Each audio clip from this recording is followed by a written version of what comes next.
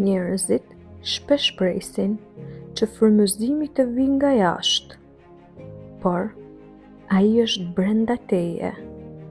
Është fuqia që të thotë: provoje një herë tjetër. Është zëri që të kujton se nuk je bërë për t'u dorëzuar, por për të vazhduar të ndërtosh, të krijosh e të arrish. Sa më shumë e ushqen atë zë të brendshëm, aq më shumë rritet edhe besimi yt.